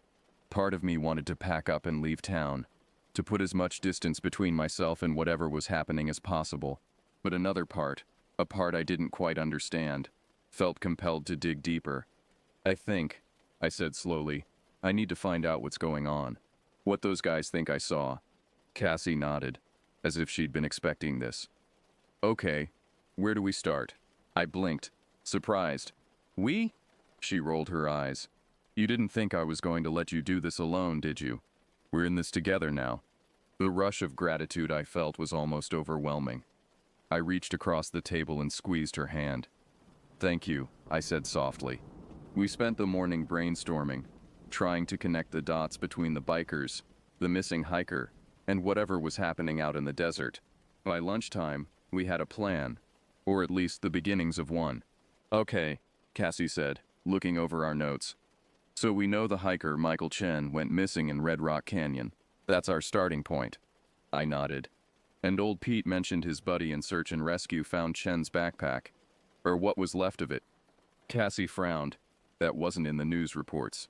If it's true, why keep it quiet?" Maybe they didn't want to cause a panic, I suggested. Or maybe there was something about it they couldn't explain. We looked at each other, the same thought clearly running through both our minds. What could do that kind of damage to a backpack? And more importantly, what could have happened to Chen? We need to talk to Pete's friend, Cassie said. See if we can get more details about what they found. I agreed, but there was a problem. Pete's not exactly the most reliable source. And even if his buddy did tell him something, he's not likely to talk to us about it. Cassie got a mischievous glint in her eye. Leave that to me. I've got an idea. An hour later, we were in Cassie's car, heading towards the Red Rock Canyon Visitor Center. Cassie had changed into hiking clothes and was carrying a professional-looking camera. Remind me of the plan again? I asked nervously. Cassie grinned. I'm a freelance journalist working on a piece about hiking safety. You're my photographer. We're just here to get some background info and maybe a few quotes from the rangers. I had to admit, it was a good cover story. But as we pulled into the parking lot of the visitor center, I couldn't shake the feeling that we were getting in way over our heads. The center was quiet when we walked in, just a few tourists milling about looking at the exhibits. A bored-looking ranger sat behind the information desk, perking up slightly as we approached. Welcome to Red Rock Canyon, he said, plastering on a smile. How can I help you folks today? Cassie stepped forward. All professional charm. Hi there. I'm Cassie Moore, freelance journalist. I'm working on a piece about hiking safety, especially in light of recent events. I was hoping to chat with someone about the precautions you take here in the park. The ranger's smile faltered slightly at the mention of recent events, but he quickly recovered. Of course, we'd be happy to help. Let me see if Ranger Martinez is available. She's our safety coordinator. As he picked up the phone to call, I wandered over to the large map of the park on the wall, trying to look like I was scouting photo locations.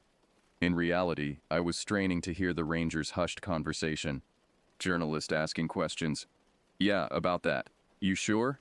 Okay, if you say so. He hung up and turned back to us with a slightly strained smile. Ranger Martinez will be right out. Feel free to look around while you wait. We thanked him and moved away from the desk, pretending to be interested in the wildlife displays. After a few minutes, a door behind the information desk opened, and a woman in a park ranger uniform stepped out.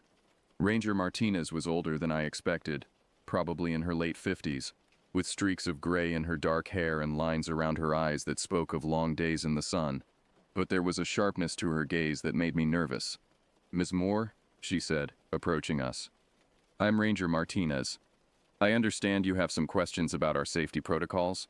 Cassie launched into her prepared spiel about the article she was writing, peppering the ranger with questions about trail maintenance, emergency procedures, and hiker education programs.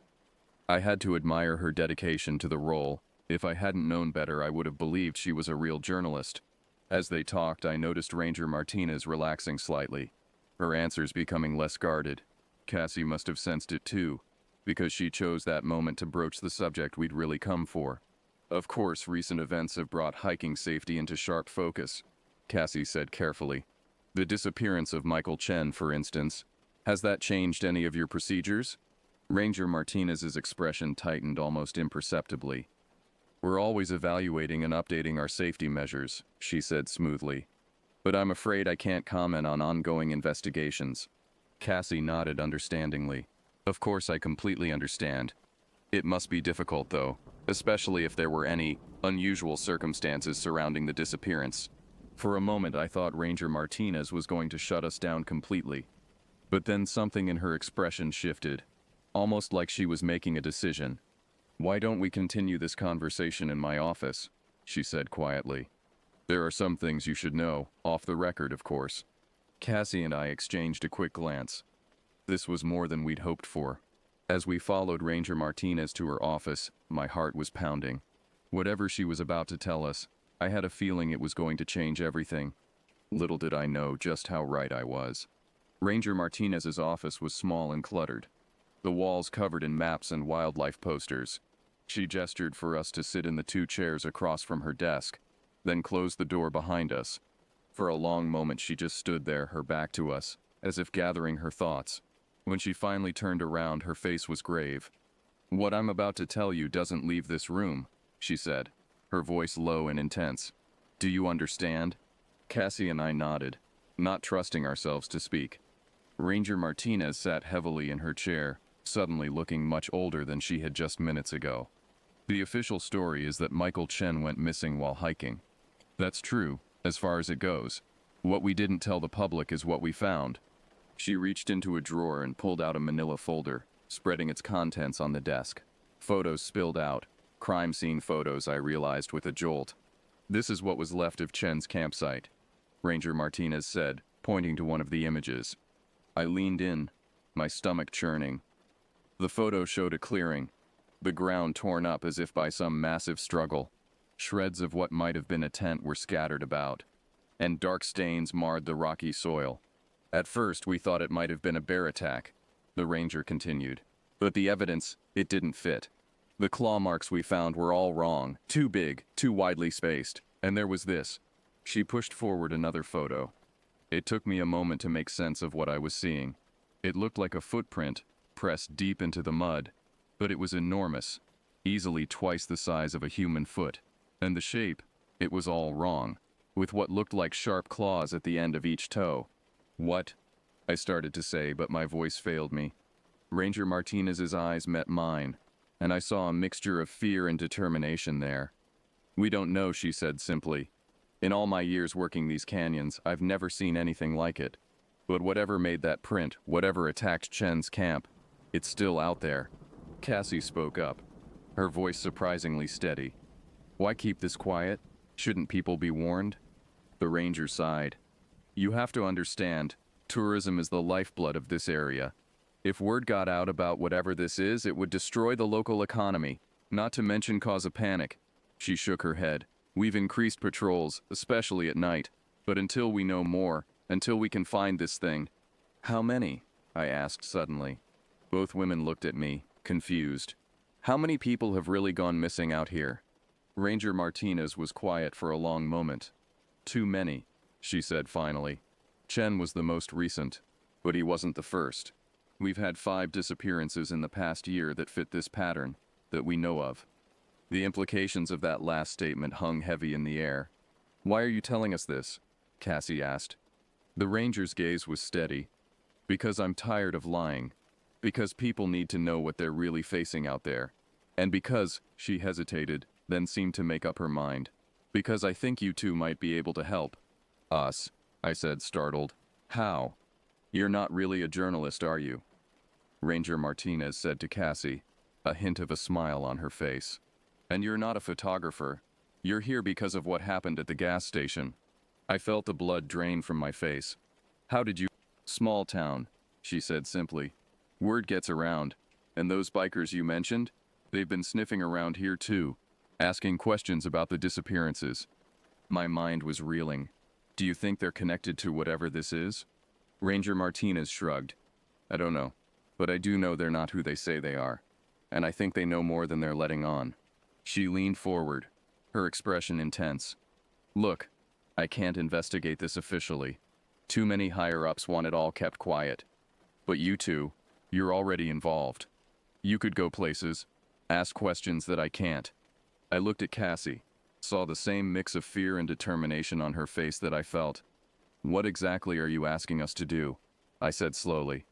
The ranger's answer sent a chill down my spine.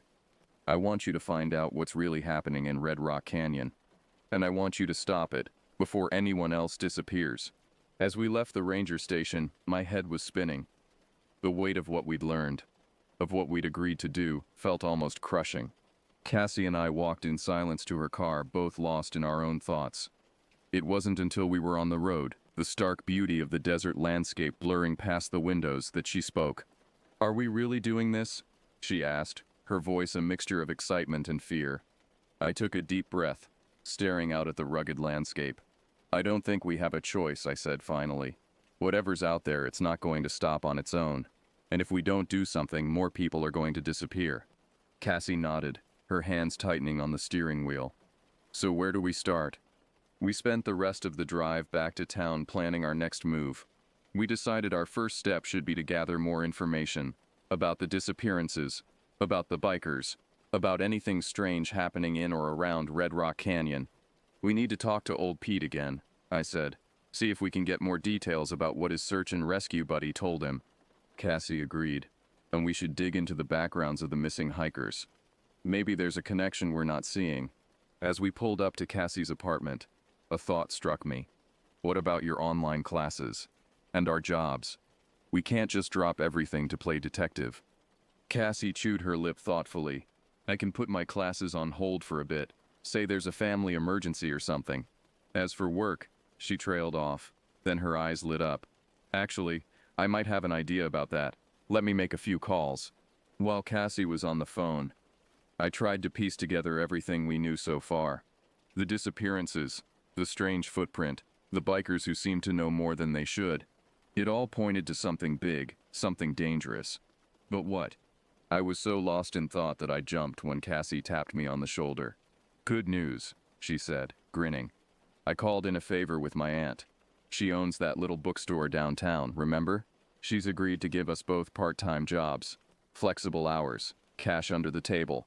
I raised an eyebrow. And she's okay with us using that as a cover to investigate mysterious disappearances? Cassie laughed. I may have neglected to mention that part. As far as she knows, we just need some extra cash and flexible work while we figure out our next steps in life. I had to admit, it was a good solution. The bookstore was right in the center of town, which would give us a base of operations and a reason to be asking questions without raising too much suspicion. We spent the rest of the evening making plans and preparations. Cassie dug out an old laptop we could use for research, while I called the gas station to quit my job citing family issues. It felt strange cutting ties with my old life so abruptly, but as I looked at the notes we'd made, the photos Ranger Martinez had shown us burned into my memory, I knew there was no going back. The next morning, we started our investigation in earnest. Our first stop was old Pete's usual haunt, a dingy bar on the outskirts of town that opened improbably early. We found him in his usual spot, nursing a beer despite the early hour. Well, if it ain't the gas station kid, Pete slurred as we approached. And you brought a friend. What can I do for you? I slid onto the bar stool next to him, Cassie taking the seat on my other side. Pete, we need to talk about what you told me the other night. About your friend in search and rescue, and what they found in the canyon. Pete's roomy eyes narrowed. Don't know what you're talking about, he mumbled, suddenly very interested in his beer. I leaned in closer, lowering my voice. Pete, please, this is important. People's lives could be at stake. For a long moment, I thought he was going to shut us out completely. Then, with a heavy sigh, he set down his beer and turned to face us. My buddy Jim, he's been with search and rescue for 20 years, Pete said, his voice barely above a whisper. Seen all kinds of things out in those canyons. But this? He shook his head. This scared him. Said they found that hiker's campsite torn to shreds. And tracks like nothing he'd ever seen before. Cassie and I exchanged a glance. This matched what Ranger Martinez had told us. Did he say anything else? Cassie pressed gently. Anything about what might have made those tracks? Pete's eyes darted around the bar, as if afraid someone might be listening. Jim's always been a pragmatic sort. Man of science, you know. But the way he talked about this, Pete shuddered.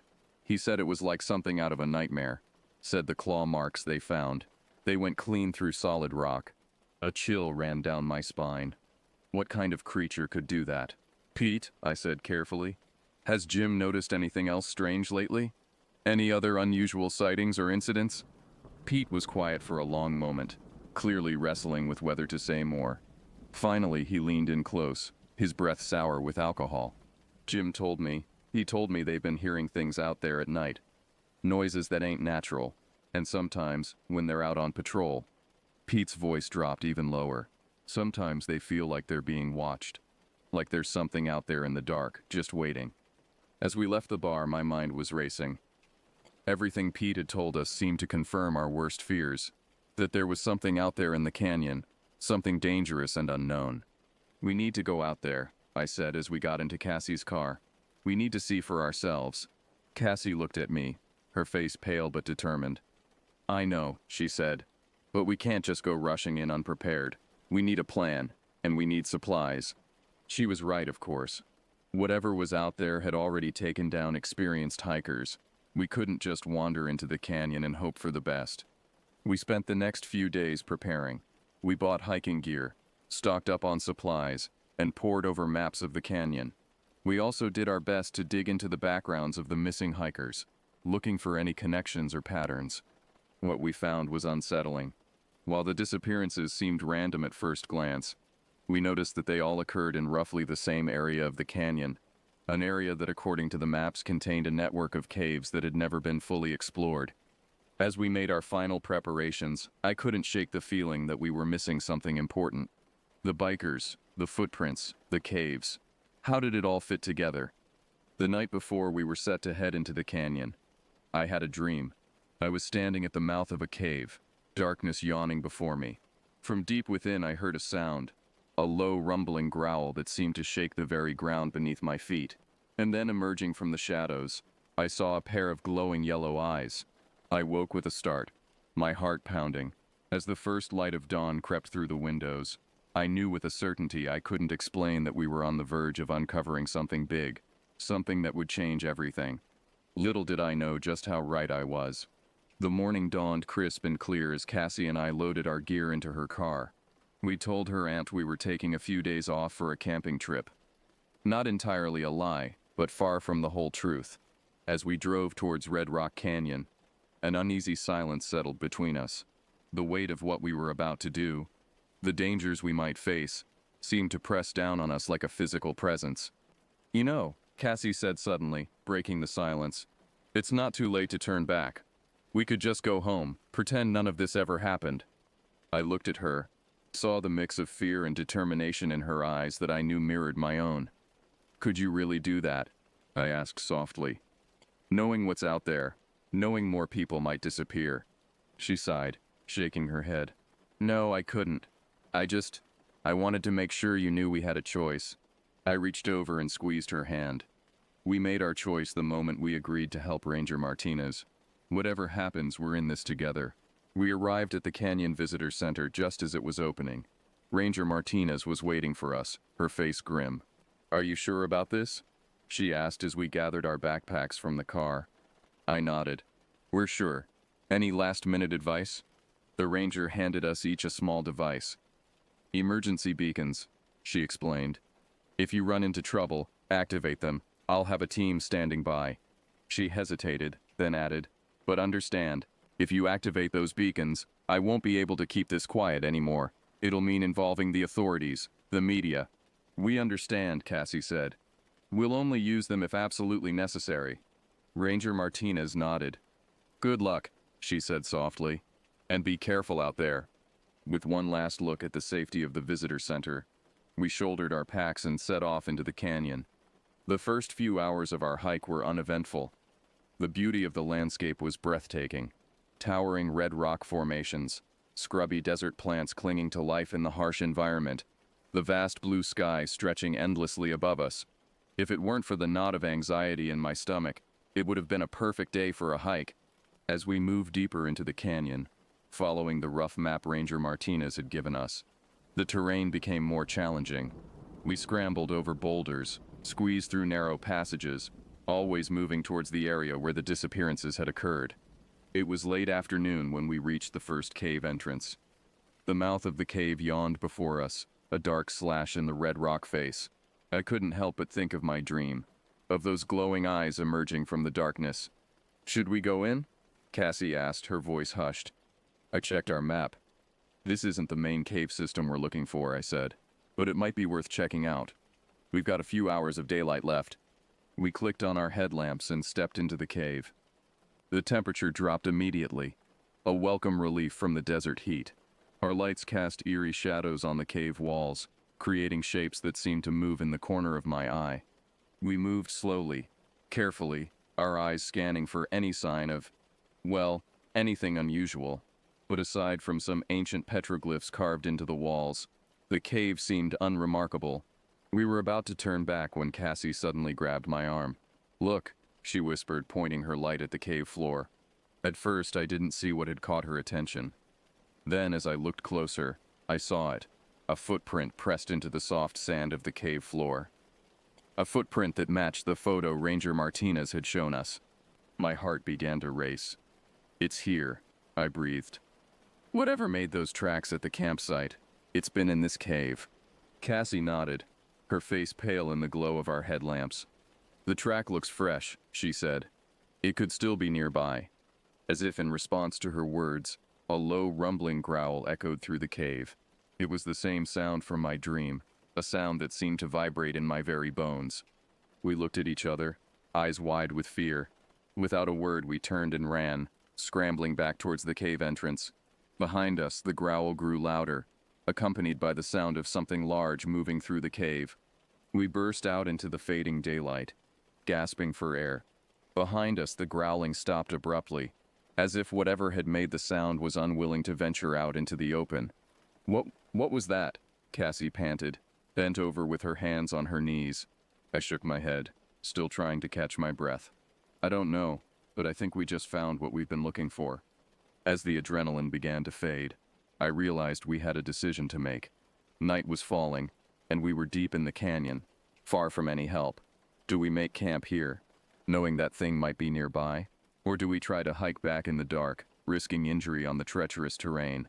We should make camp, Cassie said, echoing my thoughts. But not here.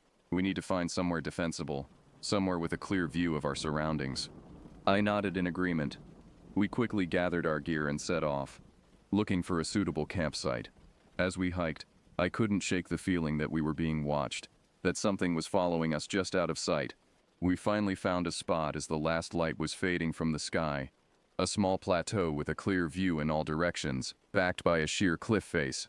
We set up our tent in record time, gathered some firewood, and settled in for what we knew would be a long, tense night. As we sat by the fire picking at our trail rations, Cassie finally broke the silence. "What do you think it is?" she asked quietly. "That thing in the cave?" I stared into the flames, trying to make sense of everything we'd seen and heard. "I don't know," I said finally. "But whatever it is, it's big, it's dangerous, and it's not supposed to exist." Cassie nodded slowly. Do you think it's what took those hikers?" The question hung in the air, heavy with implications. If this creature, whatever it was responsible for the disappearances, then we were dealing with something far more dangerous than we'd initially thought. "I think we need to be very, very careful," I said. "And I think tomorrow we need to find that main cave system. If this thing has a lair, that's where it'll be." We took turns keeping watch that night, but nothing disturbed our camp. As dawn broke, we packed up quickly and set off, following our map towards the larger cave system. The hike was tense, every sound making us jump, every shadow seeming to hide potential danger. But we saw no sign of the creature, heard no more of those bone-shaking growls. It was late morning when we finally found what we were looking for. The entrance to the main cave system was massive, a gaping maw in the side of the canyon wall. Cool air flowed out of it, carrying a musty animal smell that made the hair on the back of my neck stand up. Cassie and I looked at each other, a silent communication passing between us. We both knew the dangers, knew that stepping into that cave might mean we never came out again. But we also knew we couldn't turn back now, not when we were so close to answers. With a deep breath, we switched on our headlamps and stepped into the darkness. The cave swallowed us whole, the daylight quickly fading behind us as we moved deeper into the earth. We had no way of knowing what we would find in the depths of that cave. But one thing was certain. Our lives would never be the same again. The darkness of the cave was oppressive, seeming to press in on us from all sides. Our headlamps cut through the gloom, but the beams seemed feeble against the vast blackness that surrounded us. The air was thick with that musty animal smell, growing stronger with each step we took. We moved slowly, carefully, our eyes constantly scanning the cave walls and floor. The main passage was wide, easily big enough for something large to move through comfortably. That thought sent a shiver down my spine. "Look," Cassie whispered, pointing to the ground. I followed her gaze and saw what had caught her attention. The cave floor was covered in tracks, some clearly animal, others not. Among the usual prints of desert wildlife, I saw more of those massive clawed footprints we'd encountered in the smaller cave. But there was something else, something that made my blood run cold. Intermixed with the animal tracks were human footprints, and drag marks, long furrows in the sandy floor that spoke of bodies being pulled deeper into the cave. Cassie and I exchanged a grim look. We were on the right track, but the implications of what we were seeing were horrifying. As we moved deeper into the cave system, the passages began to branch off, creating a complex maze of tunnels. We marked our path with small cairns of stones, not wanting to risk getting lost in this underground labyrinth. We had been walking for what felt like hours, the silence broken only by the sound of our breathing and the occasional drip of water, when we heard it, a low, keening sound, echoing through the tunnels. It was unlike anything I'd ever heard before. Not quite animal, not quite human, but filled with a sense of ancient primordial hunger. Cassie grabbed my arm, her fingers digging in painfully. "What was that?" she whispered, her voice trembling. I shook my head, not trusting myself to speak. The sound came again, louder this time, and unmistakably closer. Whatever was making that noise, it was moving towards us. "We need to hide," I hissed, pulling Cassie towards a narrow side passage we had just passed. We squeezed into the tight space, pressing ourselves against the cold rock wall. I reached out and switched off both our headlamps, plunging us into total darkness. The silence that followed was deafening, broken only by our ragged breathing and the thundering of my heart. Then we heard it. The sound of something large moving through the main passage, the scrape of claws on stone, the low rumbling breath of a massive creature. It paused near our hiding spot, and I held my breath, certain that at any moment it would discover us. But after what felt like an eternity, the creature moved on, its heavy footsteps fading into the distance. We waited several more minutes before daring to turn our lights back on. Cassie's face was pale in the harsh glare of the headlamp. "We need to get out of here," she said, her voice shaky but determined. I nodded in agreement, but something caught my eye further down the narrow passage we were in. "Wait," I said, holding up a hand. "Look at this." Our lights revealed a small opening in the cave wall, easily missed if you weren't looking closely. And there, carved into the rock around the opening, were symbols, ancient petroglyphs depicting strange, monstrous figures. "What is this?" Cassie breathed, running her fingers over the carved images. I shook my head, mystified. "I don't know, but it looks important. We should check it out." Carefully, we squeezed through the opening, finding ourselves in a small chamber. What we saw there made us both gasp. The walls of the chamber were covered in more petroglyphs, telling a story that was as fascinating as it was terrifying. They showed human figures worshipping a massive, monstrous creature. The same creature, I realized with a chill, that we had just narrowly avoided in the main passage. "Look at this," Cassie said, pointing to one section of the wall. The images there showed the creature emerging from a crack in the earth, with stars and celestial bodies arranged above it. "It's not from here," I said slowly, the realization dawning on me.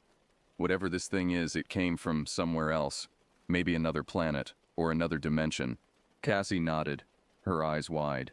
And these people, they worshipped it, brought it sacrifices.